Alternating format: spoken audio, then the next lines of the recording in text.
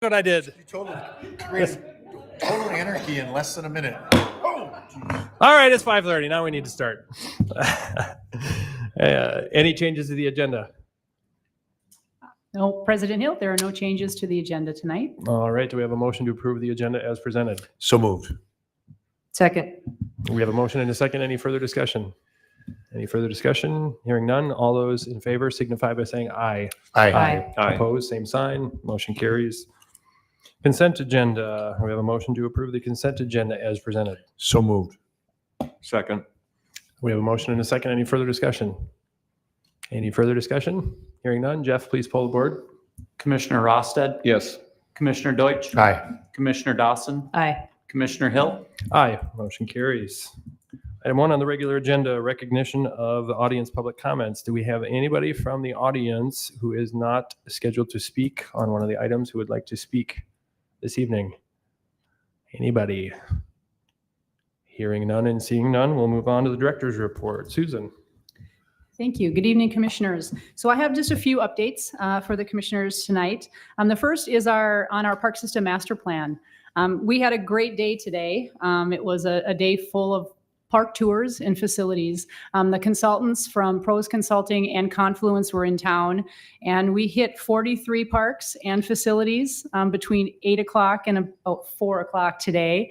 But I think it was a really fantastic day for the consultants to see the park system that we have, and just an opportunity for some conversations to get started with staff and with the different consultants on the team. So as far as tomorrow, they will be meeting with our Parks Department, operations, and really focusing on that and maintenance.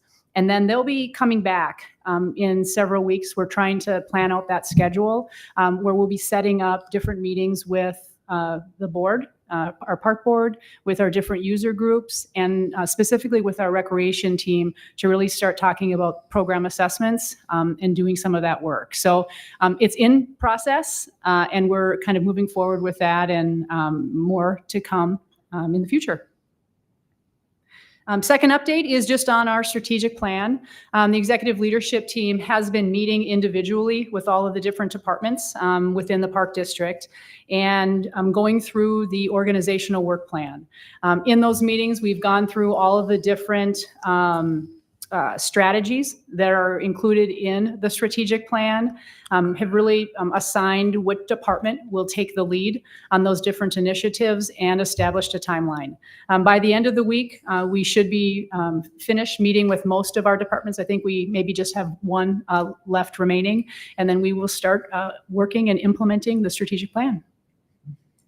And then just the third update that I have, it's that time of year when we transition from some of our summer programming into winter and into ice. So I think at Cornerstone, they've already put the ice in, and we've already started rentals as early as last week. And at the Coliseum, ice will start going in on October 7th.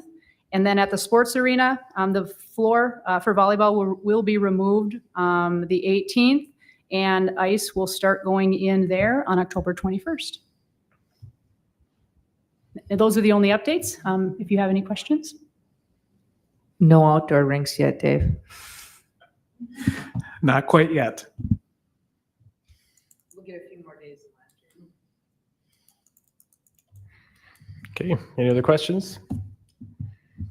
All right, moving on. Thank you, Susan. Moving on to item number 3. We have a presentation from Valley Senior Services, Mr. Paul Grindelin presenting. Welcome, Paul. Thank you. 30 minutes, right? That's what we've established is your maximum allotted time.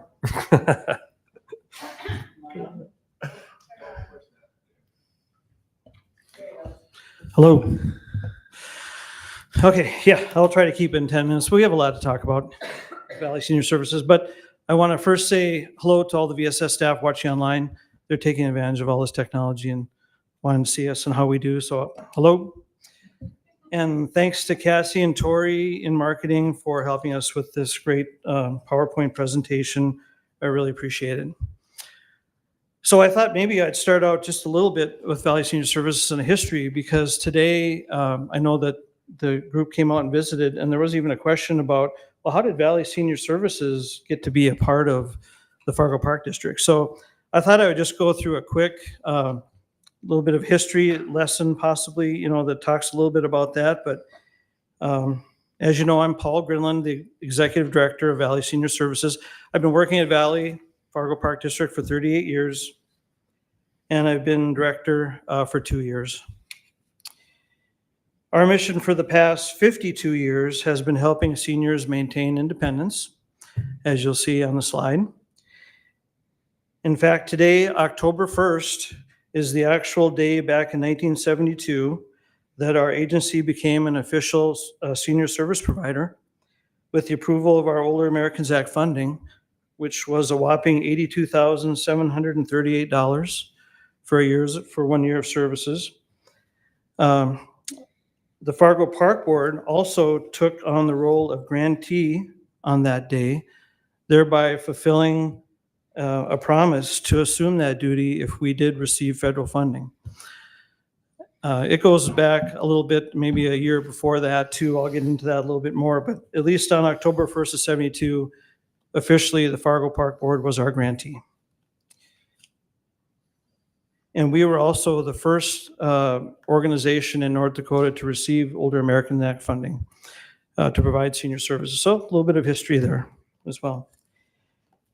Our relationship with the Park District actually goes back to at least 1971, as then Superintendent Bob Goose Johnson was attending organizational meetings as the Fargo Senior Commission on Aging was being formed. You can go ahead with some of the slides too, Tori. At the time, we were Fargo Senior Commission on Aging, Inc., back in 1972. I think you went ahead a few. Can you go back a couple? Yeah. So in 72, our service area was Fargo. Today, as you see, our service area is a 6-county region. Trail, Steele, Cass, Richland, Ransom, and Sargent counties. The next slide, please. Originally, we had a staff of 4. Today, we have a staff of 161 people, 31 meal sites in the 6 counties, 25 vehicles in our transit service, and 400 plus volunteers that make our service go. What's the next slide? So a bit of history. This comes from when we celebrated our 50 years 2 years ago. And I won't talk about everything here, but as you can see, well, you can pick out your favorite one. And so since 2003, our new 7-county transportation agreement included Ransom, rural Grand Forks, Cass, Trail, Steele, Richland, and Sargent counties. And then the 6 counties I talked about, those counties we have our nutrition services in. So the next slide. Okay, so I'll take a break here and just introduce Cassie Emanuel. Cassie is our program manager for Cass County, part of our leadership team. And that also includes Shelley Tollefson, but she was unable to be here tonight. So take it away. Like Paul said, I'm Cassie. I oversee the senior nutrition program and also the resource program here in Cass County.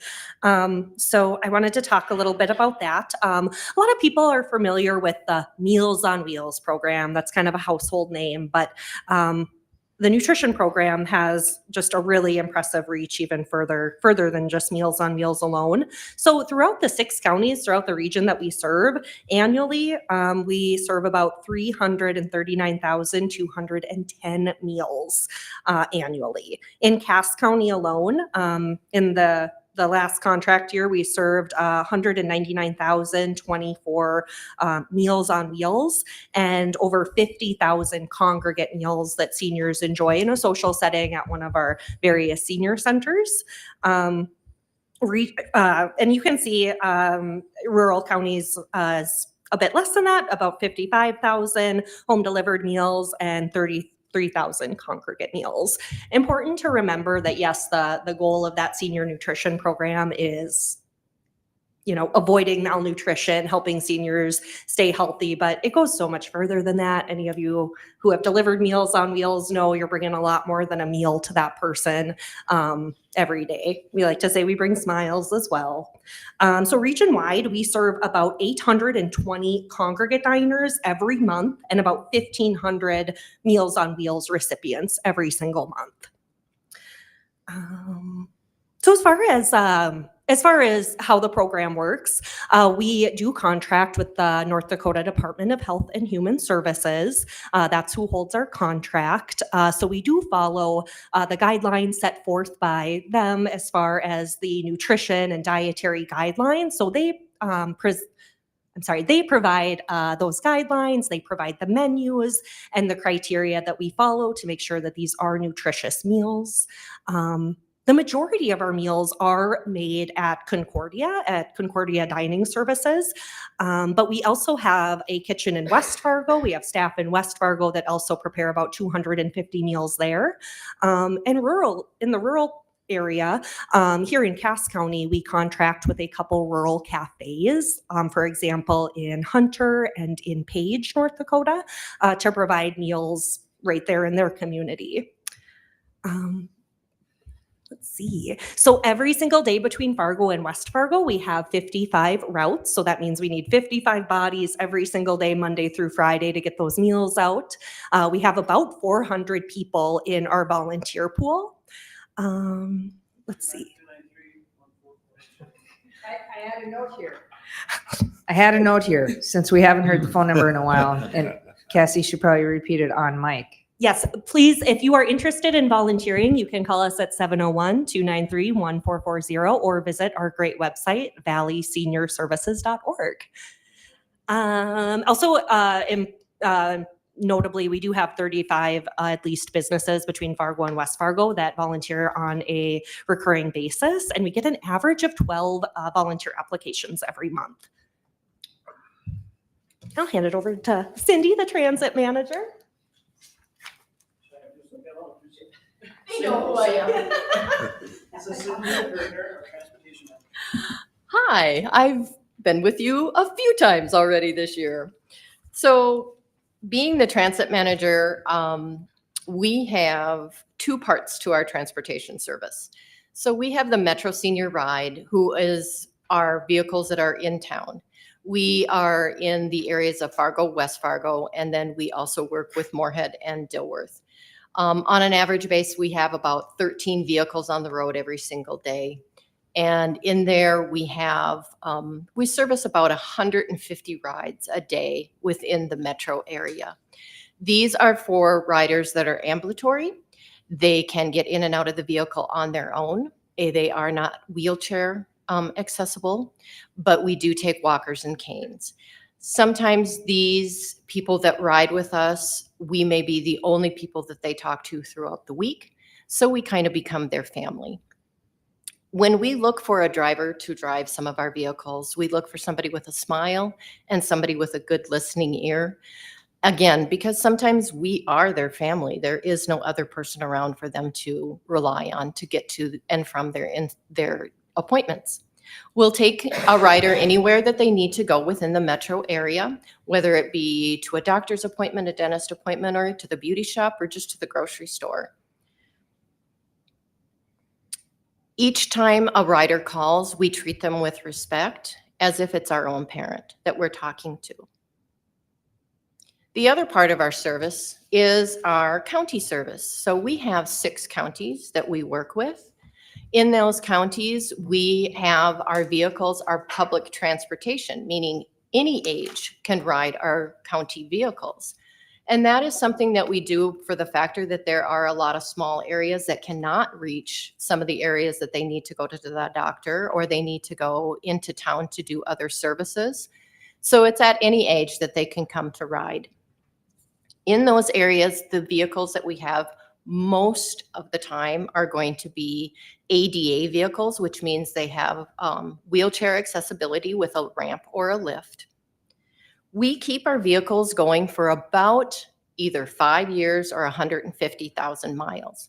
Once those vehicles have reached that useful life, then we look to see what we can do with them. If there's another part of our service, we can utilize them, or we try to sell them, that we can take that money and relocate that money into another vehicle. Vehicles have changed drastically over the last few years. When we were getting vehicles during COVID or before COVID, I could get a vehicle from anywhere from $24,000, a basic van, $24,000 to about $27,000. Right now, our basic van runs about $53,000 or $43,000. So the money has jumped drastically. But we keep those buggies going and we keep them people riding. Our service is a door-to-door type of service. So we pick them up at their home and we drop them off at their destination. And we do ask that they are able to get in and out of the place they are going on their own. But in those types of situations, we do try to make sure that they are taken care of in a very comfortable way. Thank you. Okay, and along with the nutrition program, another big part of what we, try to offer at our senior centers is opportunities for socialization, opportunities for people to get together and enjoy each other's company, have some kind of community. Just at our senior centers here in town, we do staff and have some recreation programming offered locally. Just some examples of what we have going on a weekly basis. We have free exercise classes like bone builders or chair yoga that people can attend to help maintain their balance, flexibility, and just keep active. Those are accessible no matter what your ability is. So some folks come with walkers and wheelchairs, some folks come standing. It's just really accessible and fun. We have a lot of folks that come in and play card games and clubs that come in and utilize that space to get together and play cards. We have some crafting activities. We have agencies like physical therapists coming in to provide educational opportunities. We partner with Sanford to provide really affordable foot care. Every month, we partner with public health that will come in and do flu vaccine clinics so that seniors might be coming in for lunch or bingo, and then they can stop and just get their flu vaccine in a one-stop shop. We also try to offer educational events. So we work with other businesses and organizations. For example, we will have a bank, Cornerstone Bank, coming in and doing some education on scam prevention and how to protect yourself from scams. In addition, like I mentioned, we have to partner with a lot of other great organizations in the community. Gate City Bank has been really great as far as sponsoring some of our events. They've also helped fund some transit vehicles, so they've been a good partner. And resources and support. So in addition to the transit and the nutrition program, we do have a resource program. So we have 6 resource staff here in Cass County that will meet with seniors one-on-one in their homes, meet with the seniors and their family. And of course, we talk about the nutrition program, the transportation program. But we also sit down and talk with them about what else that they could benefit from to keep them living independently in their own home. So this is just some examples. We don't facilitate all of these programs, but we can help connect the seniors to the correct agency. We can help them with the application process. If you've ever helped someone with a SNAP or a Medicaid application, that can be quite overwhelming to someone who hasn't had to do that before. So just our piece is coming in, identifying kind of gaps or needs of that person and helping to connect them. So we work closely with the Alzheimer's Association. If someone in the home is having memory loss, what can we do to keep them safe and how can we plan for the future? We assist folks, like I said, with financial assistance applications like food stamps, Medicaid. Fuel assistance is a big one now that the season is changing, helping people heat their homes. We will be helping with Medicare Part D enrollment, so helping people look at their current plan, what other options are out there, and just giving them the information to make an informed decision. We also partner with the Great Plains Food Bank, Emergency Food Pantry. We have a shared goal, of course, of eliminating malnutrition in the community. So those are just really great natural partners.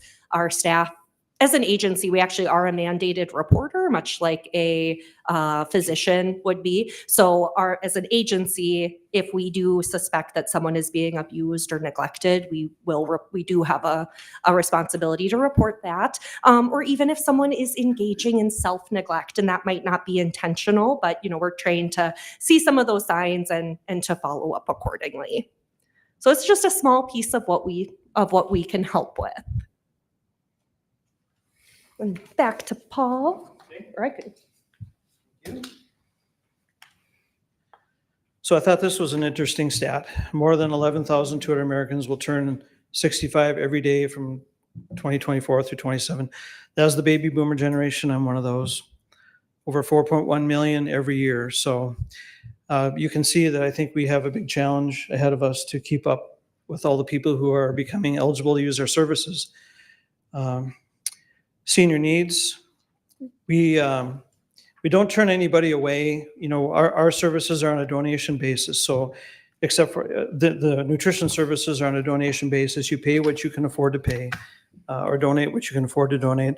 Our transit services are a set fare of $3 per one-way ride, but we don't turn seniors away. We don't turn people away if they can't afford our services. We find a way to get them that service anyway and pay for it some other way.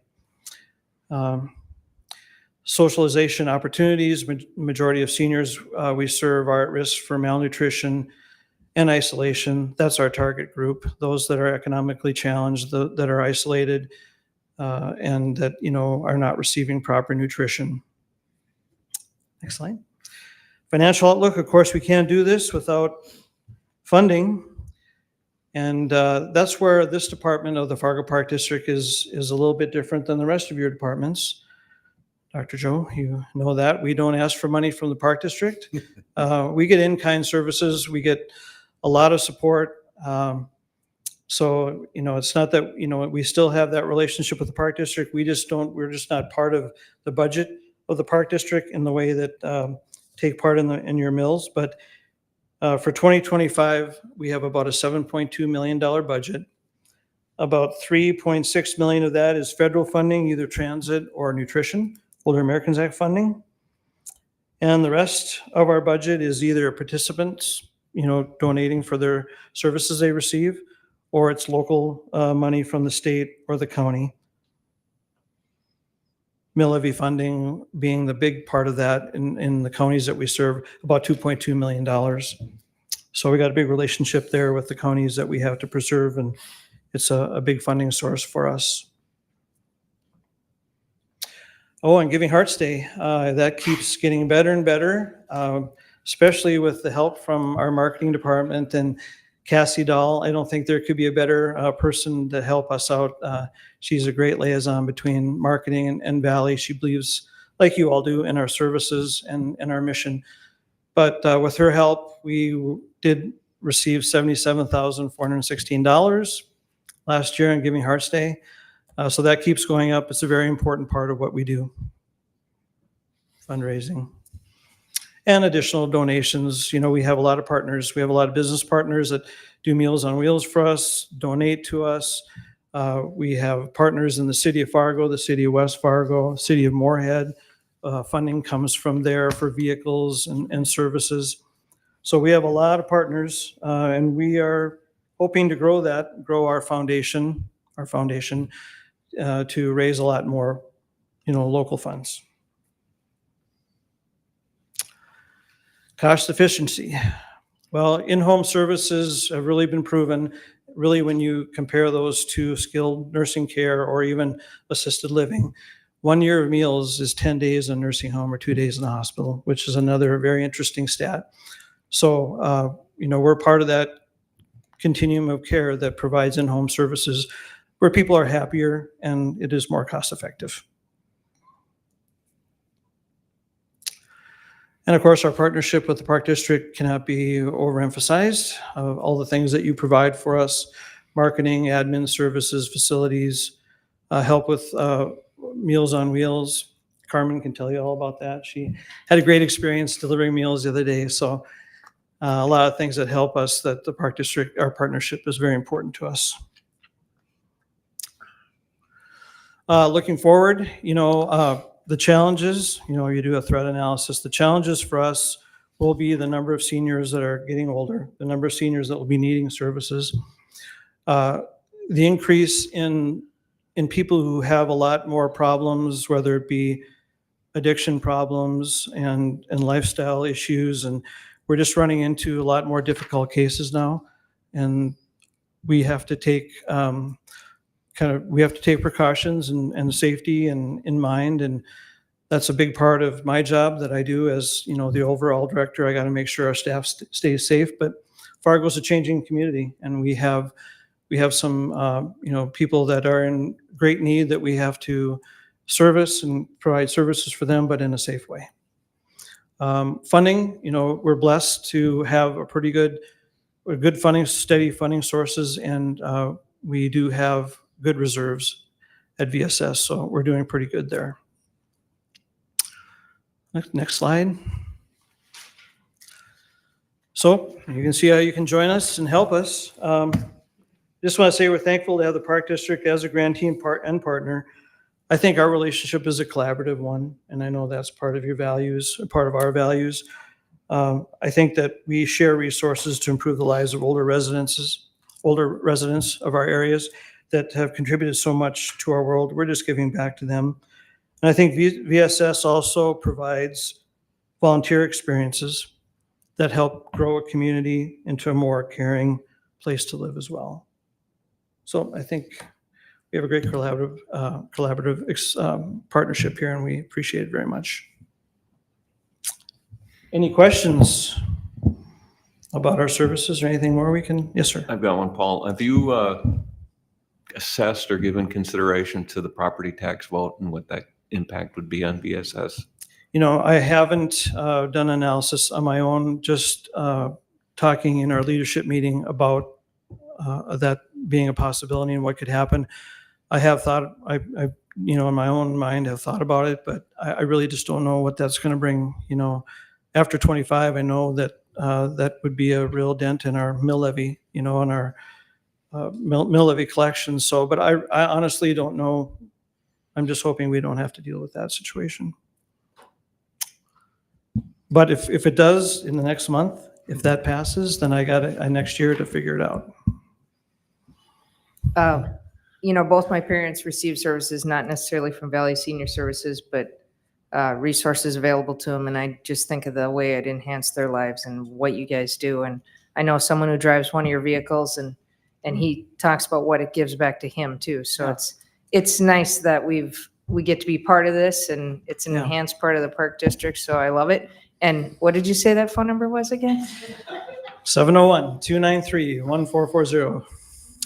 Thanks, Well, Paul. I just wanted to say, Thanks, Vicki. there's a lot of awesome numbers here, right, that we've talked about throughout the whole thing. But the thing that has the biggest impact on me is, in some ways, seems the simplest, but I never thought of. 1 year of meals equals 10 days in a nursing home or 2 days in a hospital. There are people who are literally able to stay in their houses because you're bringing that meal to their house. They're cutting their meal in half and they're eating the other half for supper. And if they don't have that meal, then they're going to a nursing home or ending up in a hospital.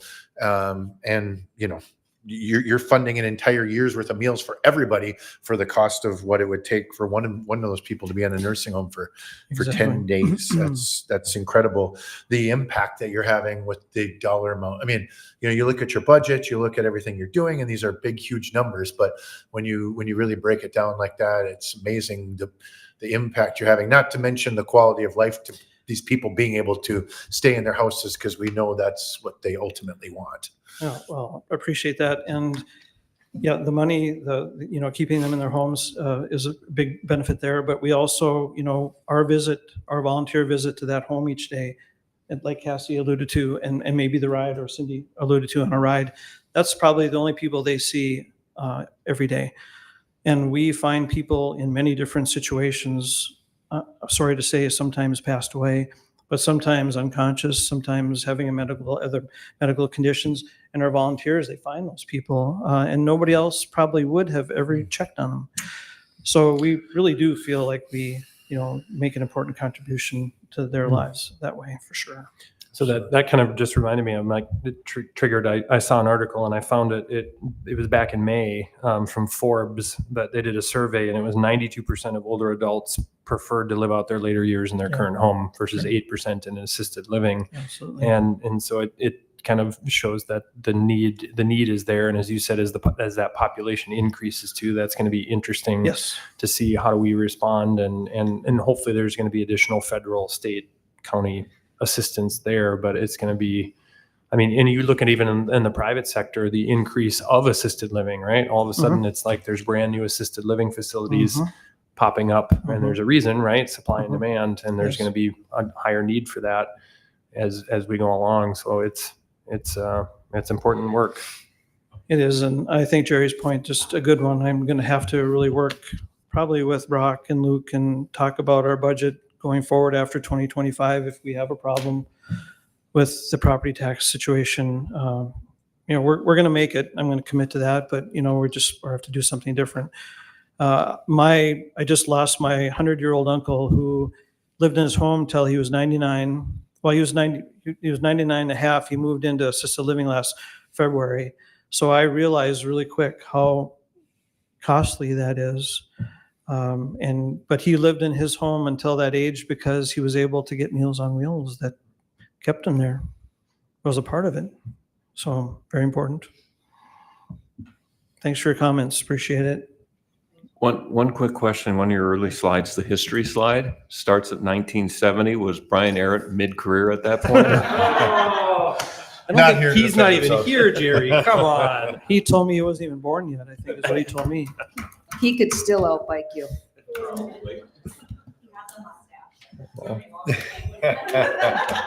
Nobody's going to beat his 43 years. He started in 79. So it was in the 70s.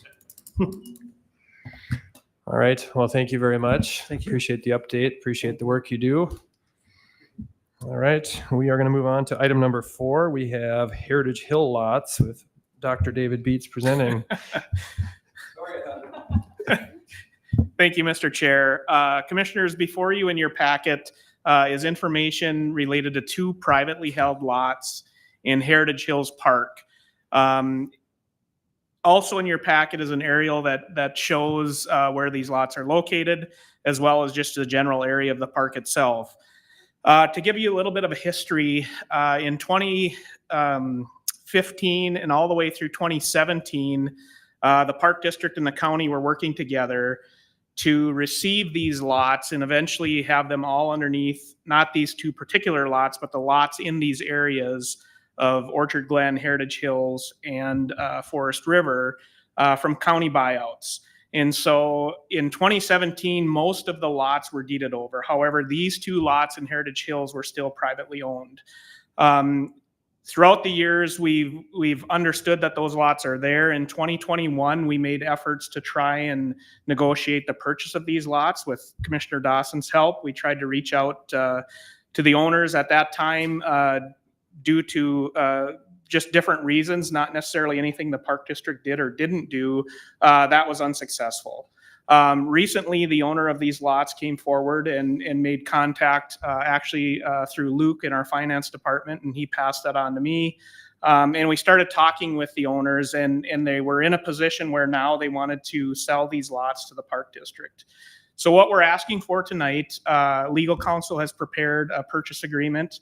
What we'd like to do is get the authority to execute that purchase agreement and get these lots underneath the ownership of the Park District. So I'd be happy to try and entertain any questions you may have. Can you remind the board the price of the purchase, please? Absolutely. Yeah, the price for 2 lots is $3,000 combined. So our total cost would be $3,000. In the purchase agreement, we've also acknowledged that we would do an abstract update and title opinion, so we would bear that cost as well. I'm told the ballpark of that cost would be anywhere from $800 to $1,000. So total cost of the Park District would be less than $4,000. Okay. Questions? All right. Do we have a motion to approve?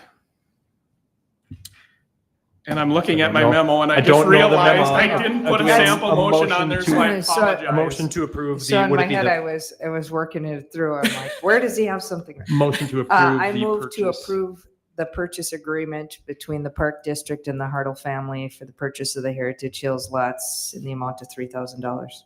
I'll second it. Perfect. All right, we have a motion and a second. Any further discussion? Any further discussion? Hearing none. Jeff, please pull the board. Commissioner Rosted, Yes. Commissioner Deutsch, Aye. Commissioner Dawson, Aye. Commissioner Hill, Aye, motion carries. Thank you, commissioners. Item 5, 2025 final budget. Brock Leeds presenting. All right, Mr. President, members of the board, we're here tonight to bring you the 2025 annual operating budget for the Fargo Park District for your consideration and approval. You see on the screen right now a timeline that we run through with our budget, and this timeline is really the involvement that you as elected officials have had, which really starts in earnest in midsummer with our budget and facilities committee meetings, and then the several park board meetings that we have following the statutory requirements to have our public hearing, where we have the opportunity for the public to come and talk about our preliminary budget and give us any input they might have. Continue the work leading us up to approval in October, in which we are required to submit to the county on or before October 10th for their final certification. This, as I said, is really the timeline that involves all of you as elected officials. We really internally at the Park District start this process probably in mid to late February into March, with specifically the golf department as they try to get their budgets in place before we're working on getting courses open. And then we really start with all of the other departments in that April to May time frame to prepare all of the information to bring it to you accordingly when we should do that. So that culminates this evening with the opportunity for you to approve the budget if that is your desire, and then us to work with the county on final certifications. We bring you the budget tonight. The 2025 general fund budget is balanced. It's balanced with approximately $38.4 million in total revenue and expenditures for the year. The budget packet that you have in front of you also represents a balanced debt service budget at about $10.3 million. And then, as you just heard from Valley Senior Services, in your packet, you also have a balanced Valley Senior Services budget at about $7.3 million for a total budget from all sources for the Fargo Park District of $56.1 million. As Paul and his team have alluded, in our budget of $56.1 million in total, that $7.3 million all comes for Valley Senior Services, all comes from the county mill levies, the state and the federal government, and charge for services, et cetera. We do not have dollars in our budget specifically tied to the operations of Valley Senior Services. However, as a department of the Park District, we are helping them with their budget, and then we include that both in your budget packet as well as in all the audited financials that you see. With that, the primary source of revenue in our budget is property tax, and we're going to talk a little bit in a slide presentation on the breakdown of those taxes and how they are used. The property taxes for can we go back to the last slide? Sorry. Property taxes for the budget for 2025 are estimated to be approximately $20.2 million. That's really the total of the general fund parks and the parks and rec facilities. As you recall from our facilities and budget meetings, the Parks and Rec facilities, although a separate levy allowable through state statute, really functions as part of the general fund. And we have an ability to tax for that separately as part of the general fund. So the total of those two is that $20.2 million in 2025. Then we have our debt service budget. You see that there's a slight decrease in our debt service budget, and that is because as we issue general obligation bond debt and we levy for that debt, that's a sinking in interest levy. So as you make payments and as the community grows and valuations grow, it takes less dollars to service that debt, and you can legally only levy for the actual dollars to service the debt. And so you'll see a decline happening in that debt service fund over time, provided that we continue to be in a growth market in Fargo, which we've been very fortunate to be in recently. The next slide, this is really the history of our mill levy. And as you recall, you see an uptick in 22 and 23. And the reason for that is that we issued general obligation debt for the purpose of capital projects, specifically the Fargo Park District Sports Center, as well as the remodel and redesign of Island Park Pool. So we issued, as you recall, nearly $78 million in general obligation debt. We increased the mill levy in both 22 and 23 to service that debt. Those are the levies that will go down over time as we start to pay those debts off. And then you see what that history has been in the coming years. The general fund does include a proposed tax increase of 1.51 mils. We also have captured the reduction in the debt service fund to help continue to grow the general operations of the district. The next slide. This then is a breakdown of how do we use those dollars. When we tax and put those dollars to use, you'll see 69% of our revenues that come in from a tax perspective are really used for the day-to-day operations of the park district. So things like our parks and our maintenance and keeping our grounds and everything the way they're going to be, all of our trails, our playgrounds, basically everything we do from an outdoor perspective is about 40% of that. 15% of that is the administration. So that which is overseeing all those functions from a central administrative standpoint and the operational side. And then our recreation pools and events are accounting for 14% of that.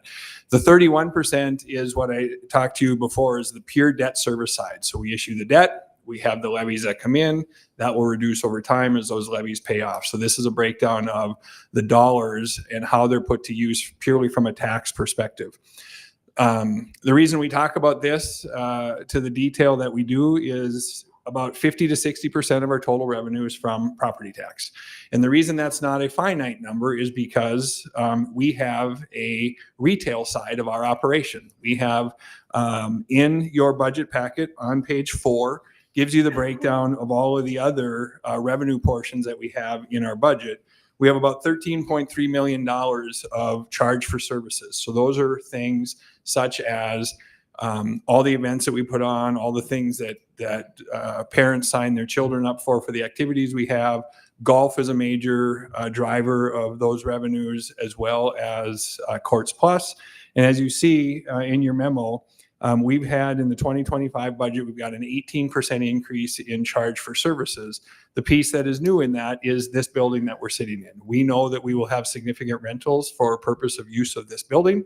We have a partnership that gives us some guaranteed rentals for things that they're doing, and all of that is incorporated in those new dollars. So we're seeing a significantly new portion of charge for services. That's why that 10% variance in how much is property tax, because obviously our budget grows based on usage of how much do people pay for, and then it drives down that percentage.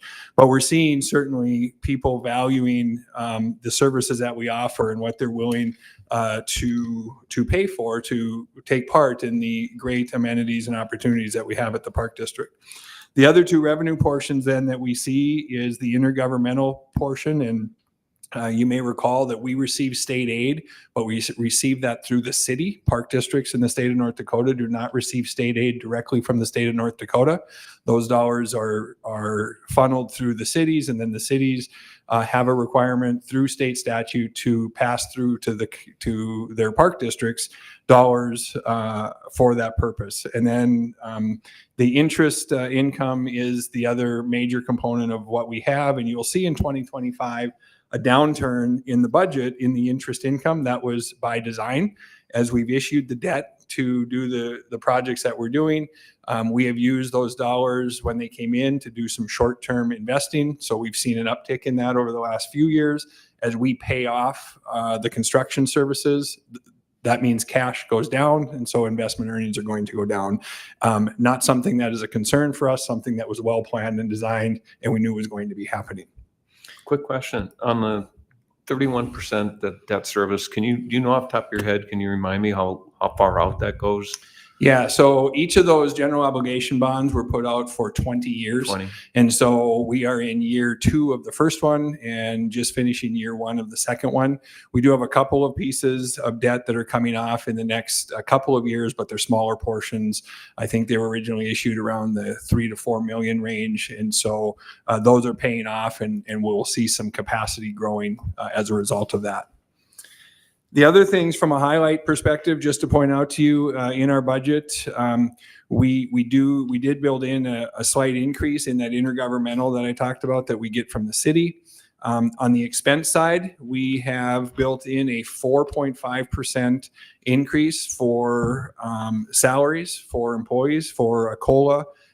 We also have 5 new positions that we have included in the 2025 budget.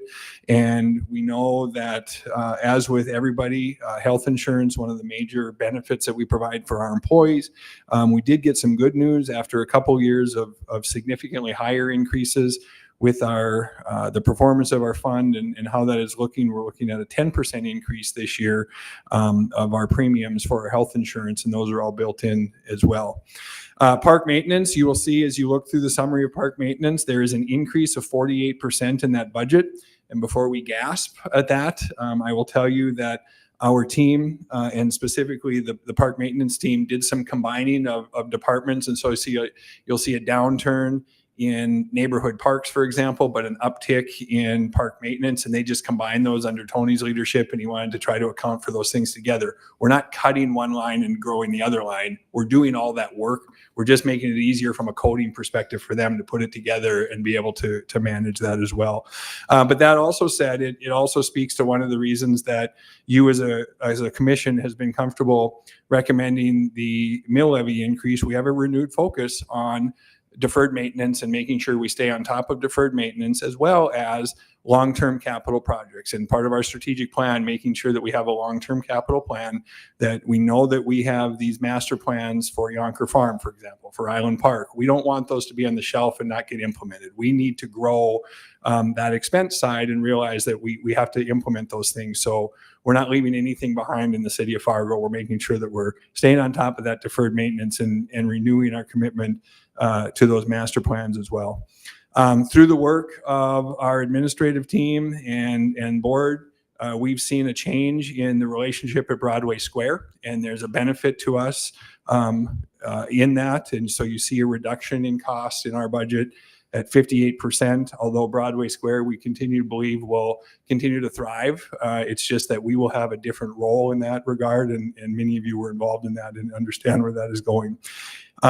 Utilities are expected to grow as they do every year, so we have roughly a 5% increase in utilities. And then the internal transfers, we have a $1.7 million internal transfer, and that really is the funding that we do for those long-term capital pieces, where we've talked about the things that we know we're going to be planning out as part of our strategic plan, and continue to invest in those so we have the dollars to do them, and hopefully do not have to rely on debt to take those on. So those are kind of the highlights of the budget. I certainly will stand for any questions that you might have. Before that, I will close with 2 quick things. It's important that we thank our entire leadership team for helping develop this budget. We take an approach in the finance department that we want a grassroots budget development. We don't believe it's our job to hand people a budget. We want them to grow it in their departments. So certainly a thank you to our entire leadership team and their departments for the work that they've done on this. And then, as you've seen him at many meetings, our controller, Luke Evenson, does a great job. And so thank him as well for all the work that he has put in. With that, I will answer any questions that you might have.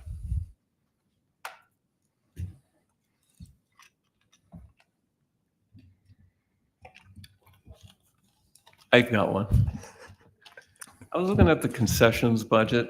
You want to walk us through that? It seems like the operating revenue is like 300 and some thousand more compared to last year. The expenses it's just, and I hate to call you out on that without preparation, but Oh, that is fine. Thank you, Commissioner Rosted.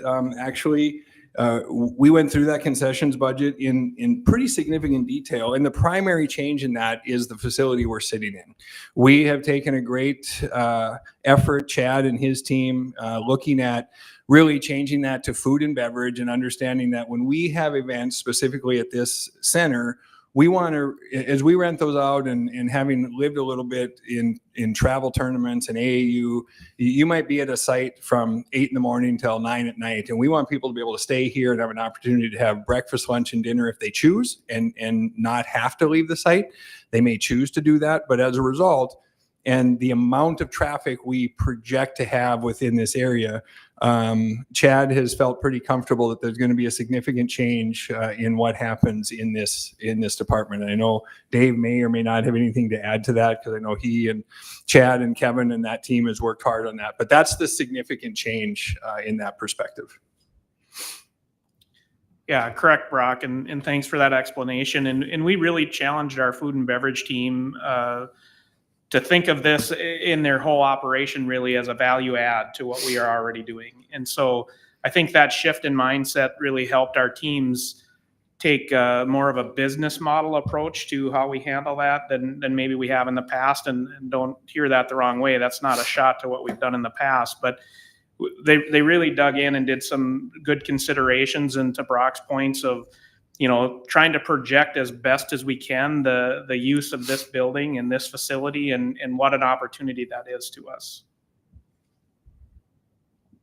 Well, it looks like the revenue is aggressive, but overall, the bottom line, I mean, if we can make 30 grand compared to 2024 when we lost money, that's huge. So, yeah.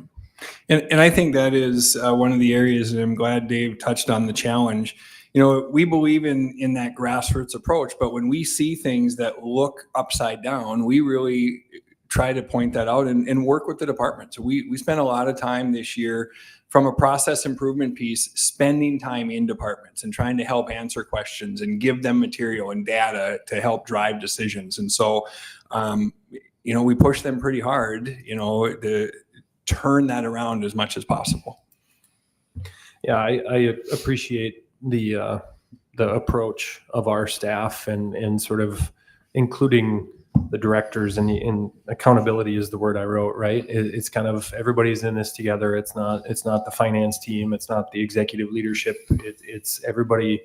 This is everybody's in the same boat and has to figure out how to either, get the water out or keep it moving. And so I think it was good to see everybody kind of come together and find solutions instead of pointing fingers or saying, well, let's cut yours and not cut mine type thing. So I appreciate all the staff work that went into this. well, I guess the scary part is we don't have a history, so we're somewhat spitballing it. Let's hope we got it pretty good and close. That'd be great.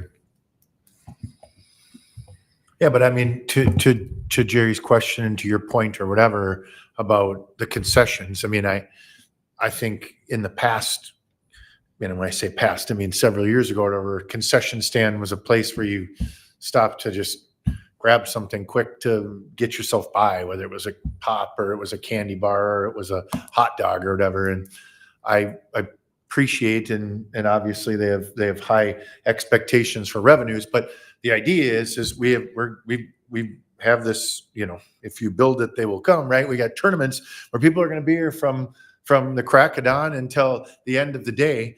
And, as opposed to just having candy bars and pops available, like if in Chad's team's done a really good job of trying to come up with a variety of food items for different times of the day and reasonably priced to the point where, you're doing a kind of a bulk amount because of the fact that but I mean, we're going to have people, we're going to have 8 courts set up in tournaments and people are going to be sitting on the floor in the carpeted area. I mean, from the morning until night, if we could keep them here and fill them with nutritious meals and whatever. So I appreciate the effort, but again, to Jerry's point, you'll figure it out, right? Like you gotta find the point, but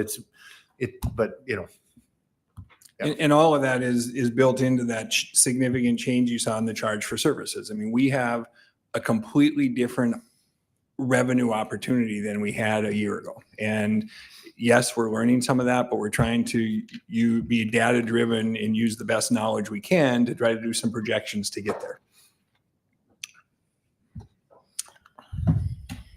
I'll move to accept the 2025 final budget as presented by Brock Lees. Second.